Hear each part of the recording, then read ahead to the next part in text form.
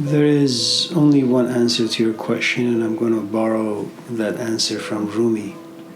رو سر بنه به بالین تنها مرا رها کن ترک من خراب شبگرد مبتلا کن ماییم و موج سودا شب تا به روز تنها خواهی بیا ببخشا خواهی برو جفا کن از من گریز تا تو هم در بلا نیفتی بگزین ره سلامت ترک ره بلا کن.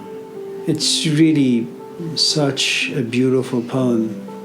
Supposedly his son goes to him and says, Dad, Rumi, is there anything I can do for you anything I can do for you? And he says to his son, رو سر بنه به بالین تنها مرا رها کن. No, just, go away, go to your bedroom, lay on your bed and rest. تنها مرا رها کن. Just let me be.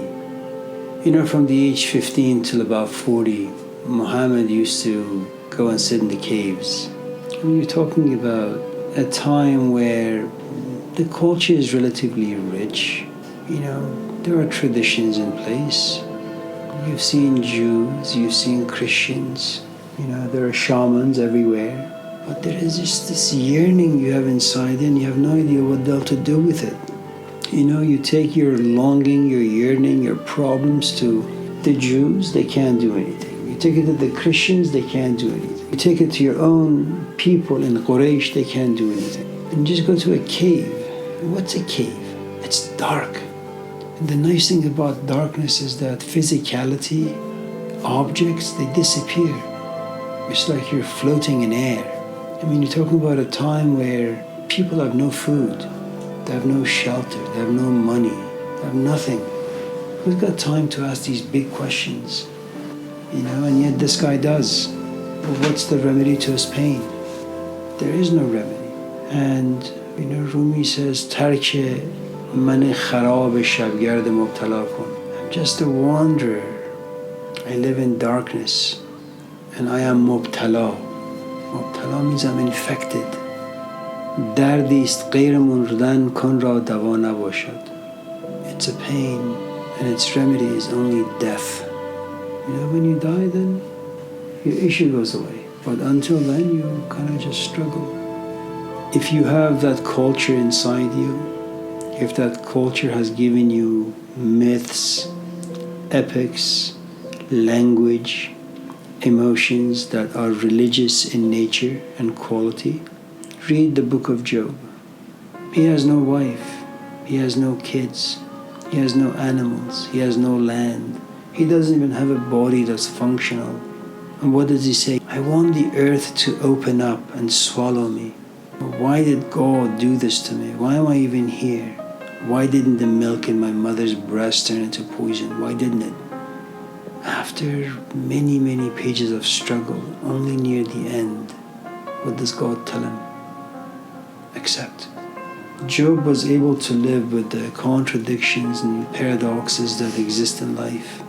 I don't buy these YouTube gurus who come on TV and tell us to accept all things. If you connect your question to Bhavatar's poem, consider a flower to be your soul or spirit that has lived dormant under an avalanche of social, cultural, historical, personal narratives, ambitions, desires, your biology. At a certain point in your life, someone planted the seed and you began to kind of you lost your ability to laugh, to be happy, to be joyful. Instead of positive emotions and expressions, you began to gravitate towards the negative. You began to laugh less, talk less, be happy less.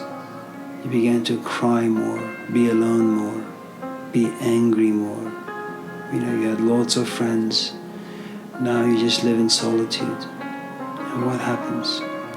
Little by little, your soul becomes stronger and stronger and stronger. Once in a while, you see it coming out of the belly of the earth. Once in a while, you even see the flowers and you smell it and it smells beautiful.